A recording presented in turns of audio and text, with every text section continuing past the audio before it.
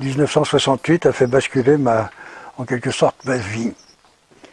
Tout s'est arrêté de ce qui était convenu et autre chose a démarré. Mais je crois que ça a été le cas pour beaucoup de personnes.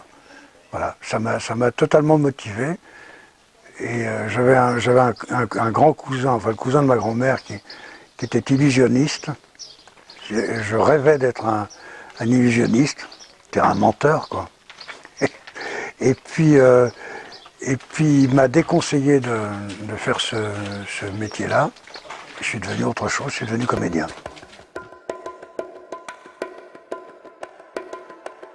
Oui, j'ai fait un cours d'art dramatique. Et je ne suis pas un bon exemple parce que j'ai servi de réplique à une jeune élève comédienne qui passait une audition. Je n'étais que sa réplique. Elle n'a pas été. Dans la salle, il y avait des gens qui étaient très très importants dans le métier, dont un agent très très connu à l'époque qui s'appelait Olga Horstig Premius. Il y a un prix tous les ans qui est décerné pour un jeune comédien talentueux. Et c'est le prix Olga Horstig. Donc cette dame était dans la salle, dans le cours d'art dramatique dans lequel j'étais et où je donnais cette réplique, et elle m'a immédiatement engagé.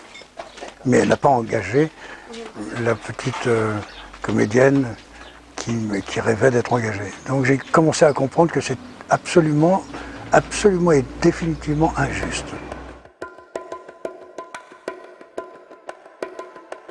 J'ai tout de suite eu un grand rôle, c'est ça j'étais pas encore reconnu comme... et on m'a tout de suite donné un grand rôle. Donc le premier grand rôle que j'ai eu, c'est, je crois, Puzzle pour démons avec une comédienne qui faisait ma femme, mais qui était quand même, elle avait déjà 40 ans, qui s'appelait Estella Blin. Et il y avait Dora Doll qui faisait ma mère. Et ça, c'était un grand souvenir. Parce que, tout de suite, j'ai démarré très vite, quoi. Il n'y en a qu'un, celui-là, c'est rentrer dans un cours d'art dramatique. D'abord parce que ça permet de parler normalement sans parler comme je parle de travers. Mais surtout, ça permet les rencontres. C'est un métier qui ne se fait pas tout seul. Et c'est l'essentiel du métier. C'est un métier de groupe. Sans le groupe, on n'existe pas.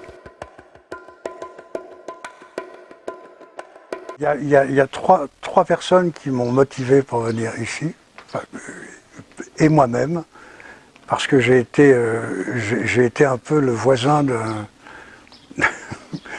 Vébron. J'ai habité pendant une dizaine d'années à Luçan, un petit village qui est à côté d'Uzès.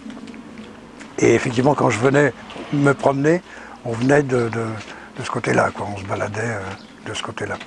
Donc ça, c'est la première raison. J'avais envie de revenir dans cette région. La seconde, c'est Bernadette Lafont. Enfin, la première, essentiellement, c'est Bernadette Lafont. J'ai fait 2 films avec elle. On s'était promis, après le 2e film, de faire un 3e film ensemble. Et voilà, le 3e film, c'est ce que je suis en train de faire, mais sans elle. C'est-à-dire que je suis avec vous et je suis le témoin de l'attachement que j'ai à la mémoire de Bernadette, ici. Voilà, ça c'est la première raison. La seconde, c'est Jacques Rouffio dont je parlais tout à l'heure, qui est décédé il y a 10 jours, que j'ai accompagné au cimetière de Meudon, et qui était un parpaillot pur et dur, et qui revendiquait cette qualité de parpaillot. Voilà, je l'ai accompagné au temple, et là on est derrière le temple, donc il y a un vrai lien. Et puis la 3e, c'est Philippe Dujannois, qui m'a entraîné ici. Il m'a entraîné dans un autre festival en Bretagne, et puis voilà, il avait envie que je vienne, je suis venu.